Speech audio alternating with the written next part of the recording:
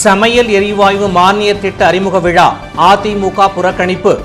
திட்டத்தின் குளறுபடியால் மக்கள் அலைக்கழிக்கப்படுவதாக முதலமைச்சர் ரெங்கசாமி குற்றச்சாட்டு.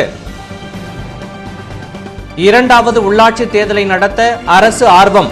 வார்டு வரையறை செய்ய கமிட்டி அமைப்பு. புதுச்சேரியில் நடைபெற்ற NLC பேச்சுவார்த்தை தோல்வி. கால வரையறையற்ற போராட்டத்தில் ஈடுபட தொழிற்சங்கங்கள் முடிவு. பள்ளி வாகனங்களை தரம் அறிய சிறப்பு முகாம். தகுதியற்றவை மீது நடவடிக்கை எடுக்கப்படும் என எச்சரிக்கை. தொடர்வது விரிவான செய்திகள். மத்திய அரசின் சமையல் எரிவாயு திட்ட தொடக்க விழாவை அதிமுக மாநில செயலாளர் அன்பழகன் புறக்கணித்து வெளியேறினார். இந்த திட்டத்தின் குளறுபடியால் மக்கள் அலைக்கழிக்கப்படுவதாக முதலமைச்சர் ரெங்கசாமி குற்றம் சாட்டியிருக்கிறார். மத்திய அரசின் பெட்ரோலியம் மற்றும் இயற்கை எரிவாயு அமைச்சகம் நுகர்வோர் நேரடியாக பயன்பெறும் வகையில் சமையல் எரிவாயு மானிய திட்டத்தை சனிக்கிழமை முதல் 18 மாவட்டங்களில் அறிமுகப்படுத்தப்படுகிறது. இதன் ஒரு பகுதியாக சமையல் எரிவாயு மானிய திட்ட அறிமுக விழா கம்பன் கலையரங்கில் நடைபெற்றது. விழாவிற்கு சிறப்பு விருந்தினராக முதலமைச்சர் ரெங்கசாமி பங்கேற்று குத்து விளக்கேற்றி திட்டத்தினை தொடங்கி வைத்தார். இதற்கிடையே விழாவில் கலந்து கொண்டு பேசிய அதிமுக மாநில செயலாளர் அன்பழகன் MLA, மத்திய அரசின் சமையல் எரிவாயு மானிய திட்டம் புதுச்சேரிக்கு தேவையற்றது என்றும் இத்திட்டத்தை நடைமுறைப்படுத்துவது குறித்து மாநில அரசு மறுபரிசீலனை செய்ய வேண்டும் என்று வலியுறுத்திய அவர், அவசியமற்ற இவ்விழாவை தான் புறக்கணிப்பதாக கூறி பாதியிலேயே வெளியேறினார். இந்த ஒரு திட்டத்தை நம்மளுடைய மாநில அரசாங்கம் மறுபரிசீலனை தயவு செஞ்சு நீங்க செய்யணும். இதை நான் சொல்றது தான் வந்தேன். மற்றபடி எனக்கு எந்த நோக்கமும் கிடையாது. அரசியல் பண்ண வேண்டிய அவசியமும் எனக்கு கிடையாது என்பது மட்டும் தெரிவித்துக் கொண்டு, இந்த விழாவில் நான் திரும்பவும் இந்த சீட்டில் உட்காந்து இருந்தேன்னா நான் ஏதோ மத்திய அரசாங்கத்துடைய மக்கள் ஒரு திட்டத்துக்கு அதிமுக துணை போயிடும் என்ற எண்ணம் வந்துடும். இதை நான் சொல்றது தான் வந்தேன். மற்றபடி இந்த விழா என்பது அவசியமற்ற ஒன்று. இதனால புதுசாக எந்த பொதுமக்களுக்கு எந்த விதமான ஒரு சிறு உதவி கிடைக்க போறது கிடையாது. மக்களுக்கு இதனால ஒரு மிகப்பெரிய தொல்லையும் துயரங்கள் தான் வரப்போகுது என்பது மட்டும் தெரிவித்துக் கொண்டு, இந்த விழாவில் நான் திரும்பவும் கலந்து கொள்வது என்பது ஒரு அவசியமற்ற ஒன்றாக அதிமுக கருதுவதை இதோட முடித்துக் கொண்டு போறேன். நன்றி, வணக்கம். முதலமைச்சர் மன்னிக்கணும்.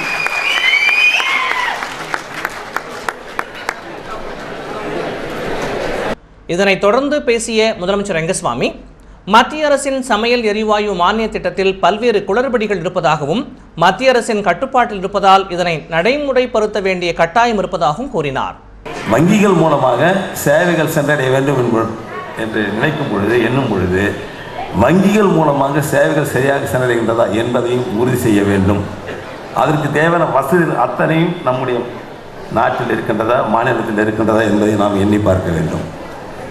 அப்படி இருந்தால்தான் இந்த திட்டங்கள் எல்லாம், இந்த மத்திய அரசு கொண்டு வருகின்ற திட்டங்கள் எல்லாம் சரியாக செயல்படுத்த முடியும். இது எங்களுடைய கருத்து, எங்களுடைய அரசுடைய கருத்து. இதில் எந்த மாறுபட்ட கருத்தும் அல்ல. இந்த சட்டமன்ற உறுப்பினர் இங்கே சொன்னது மாதிரி ஒரு சில மாவட்டங்களில் இந்த நேரடி மானிய திட்டம் செயல்படுத்தியிருக்கின்றது. இதில் இருக்கின்ற குழப்பங்கள், குளறுபடிகள், என்னென்ன நிலையில் மக்களுக்கு தொந்தரவு இருக்கின்றது, தொல்லைகள் இருக்கின்றது என்பதை தெரிந்து அறிந்து அதை திருத்தி செம்மையாக செயல்படுத்திக் கொள்வதற்கு இது ஒரு வாய்ப்பு அப்படின்னு தான் என்னுடைய எண்ணம். அதை நம்ம தொடங்கியிருக்கிறோம் புதுச்சேரியில். இது எந்த அளவிற்கு சரியாக இருக்கின்றது, சரியாக நேரடியாக சென்றடைகின்றது என்பதை பார்த்து அதற்கு ஏற்றவாறு திருத்தி கொண்டு செயல்படுத்தினால் சரியாக இருக்கும் என்பது என்னுடைய எண்ணம். அதனால் எந்த ஒரு திட்டத்தினுடைய பயனும் பயனாளிகளுக்கு அவர்களுக்கு சிரமம் இல்லாமல் சென்றடைய வேண்டும். அது எங்களுடைய அரசு மிகுந்த கவனத்தோடு செயல்படும். உள்ளாட்சி தேர்தலை நடத்த வார்டுகளை வரையறை செய்வதற்கான குழுவினை அரசு அமைத்திருக்கிறது.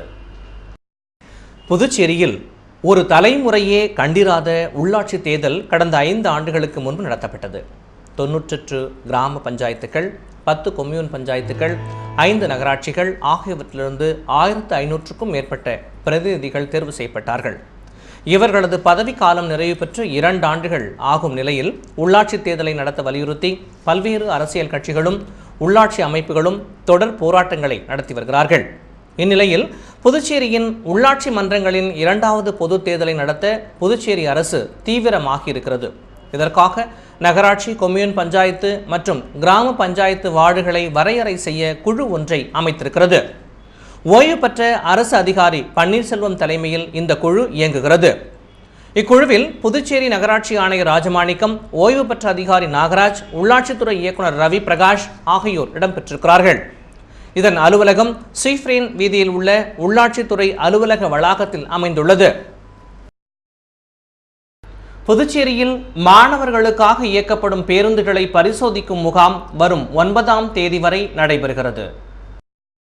கோடை விடுமுறை முடிந்து புதுச்சேரியில் வரும் 10ஆம் தேதி பள்ளிகள் மற்றும் கல்லூரிகள் திறக்கப்படவிருக்கின்றன. மாணவர்கள் சென்று வர பள்ளி வாகனங்கள் மற்றும் அரசு மூலம் இலவச மாணவர் பேருந்துகள் இயக்கப்பட்டு வருகின்றன. இவை தகுதியோடு இருக்கின்றனவா என்பதை பரிசோதனை செய்யும் சிறப்பு முகாமினை புதுச்சேரி போக்குவரத்து துறை நடத்துகிறது. சனிக்கிழமை தொடங்கி 9ஆம் தேதி வரை நடைபெறும் இந்த முகாமில் சுமார் 600க்கும் மேற்பட்ட அரசு இலவச பேருந்துகள் மற்றும் தனியார் பள்ளிகளின் வாகனங்கள் பங்கேற்றன. போக்குவரத்து துறையின் துணை ஆணையர் சந்திரசேகரன் தலைமையில் போக்குவரத்து அலுவலர்கள் சச்சிதானந்தம், ரகுநாத், வாகன ஆய்வாளர்கள் பிரபாகர் ராவ், சீனிவாசன் உள்ளிட்ட குழுவினர் அனைத்து வாகனங்களை இயக்கியும் இருக்கைகள் உள்ளிட்டவை குறித்து ஆய்வு செய்தார்கள். வாகனங்களின் ஓட்டுநர்கள் உரிமம் குறித்தும் அப்போது சோதிக்கப்பட்டது. இந்த சிறப்பு முகாம் குறித்து பேட்டியளித்த துணை ஆணையர் சந்திரசேகரன், தகுதியுள்ள வாகனங்களில் பதிவு எண் அடங்கிய மஞ்சள் நிற ஸ்டிக்கர் ஒட்டப்படும் என்றும், தகுதி இல்லாத வாகனங்கள் 7 நாட்களில் குறைகளை சரி செய்து தகுதி சான்றிதழ் பெற வேண்டும் என்று கூறினார். காரைக்காலில் தனியார் பங்களிப்போடு கூடிய மருத்துவக் கல்லூரி மற்றும் மருத்துவமனை தொடங்க நடவடிக்கை மேற்கொண்டு வருவதாக முதல்வர் ரெங்கஸ்வாமி தெரிவித்திருக்கிறார். காரைக்காலை அடுத்த திருமலை ராயன் பட்டினத்தில் 50 லட்சம் ரூபாய் செலவில் கட்டப்பட்ட புதிய பள்ளிவாசல் திறப்பு விழா நடைபெற்றது. இவ்விழாவிற்கு சிறப்பு விருந்தினராக முதலமைச்சர் ரெங்கஸ்வாமி பங்கேற்று சிறப்பு தொழுகையில் கலந்து கொண்டு பேசுகையில், காரைக்காலில் உள்ள பழமையான பள்ளிவாசல்களை புதுப்பித்து கட்ட தேவையான நடவடிக்கையினை அரசு மேற்கொண்டு வருவதாக கூறினார். நிகழ்ச்சியில் சட்டமன்ற உறுப்பினர்கள் PR சிவா, சிவகுமார், நாஜீம் உள்ளிட்ட பலர் பங்கேற்றார்கள். பின்னர் செய்தியாளர்களிடம் பேசிய முதலமைச்சர் ரெங்கஸ்வாமி, நடப்பாண்டு முதல் அரசு மருத்துவக் கல்லூரிகளில் NRI கோட்டாவிற்காக ஒதுக்கப்பட்ட 22 இடங்களையும் புதுச்சேரி மாநில மாணவர்களுக்கு ஒதுக்கீடு செய்துள்ளதாகவும், புதுச்சேரியில் தனி கல்வி வாரியம் அமைப்பதற்காக தனி குழு நியமிக்கப்பட்டிருப்பதாகவும், அதன் ஆலோசனையின் முடிவிற்கு பிறகு அது குறித்து நடவடிக்கை மேற்கொள்வதாக கூறினார். விரைவிலே அதுக்கும் முடிவெடுப்போம். எப்பொழுதும் தர மாதிரி எப்பொழுதும் அந்த தனியார் பள்ளியில் மருத்துவக் கல்லூரி எவ்வளோ இடம் கிடைக்கணுமோ அது நம்முடைய மாணவர்களுக்கு கிடைக்கும். இந்த ஆண்டு அரசு பள்ளியில், அரசு மருத்துவக் கல்லூரியில் 22 NRI சீட்டு இருந்தது. அதையும் நம்முடைய மாணவர்கள் கொடுப்பதற்காக அந்த NRI எடுத்து அந்த சீட்டை எடுத்துட்டு இப்போ நம்முடைய பிள்ளைகளுக்கு கிடைக்க வழி செஞ்சிருக்கோம். காரைக்காலில் அரசு மருத்துவக் கல்லூரி தொடங்கப்படுமா என செய்தியாளர்கள் கேட்டதற்கு பதிலளித்த முதல்வர், தனியார் பங்களிப்போடு கூடிய மருத்துவக் கல்லூரி, மருத்துவமனை அமைக்க தேவையான நடவடிக்கையை அரசு மேற்கொண்டு வருவதாக கூறினார். அரசு மருத்துவக் கல்லூரி, மருத்துவமனை சிறப்பாக வரணுன்றதான் எங்களுடைய எண்ணம். அதுக்காக நிலம் கையகப்படுத்தப்பட்டு எத்தனை ஆண்டு ஆச்சுன்னு தெரியும் உங்களுக்கு. அதற்குரிய நடவடிக்கை எடுத்துகிட்டு இருக்கோம். அதில் நம்முடைய தனியார் பங்களிப்போடு அந்த மருத்துவக் கல்லூரி, மருத்துவமனையை கொண்டு வந்து செயல்படுத்துவதற்காக பரிசீலிக்கப்பட்டு வருகின்றது. தொடர்ந்து திருமலை ராஜனாற்று குறுக்கே கட்டப்பட்டு வரும் பாலத்தின் பணிகளையும் முதல்வர் பார்வையிட்டு பாலத்தின் கட்டுமான பணிகளை விரைவாக முடித்திட அதிகாரிகளுக்கு உத்தரவிட்டார்.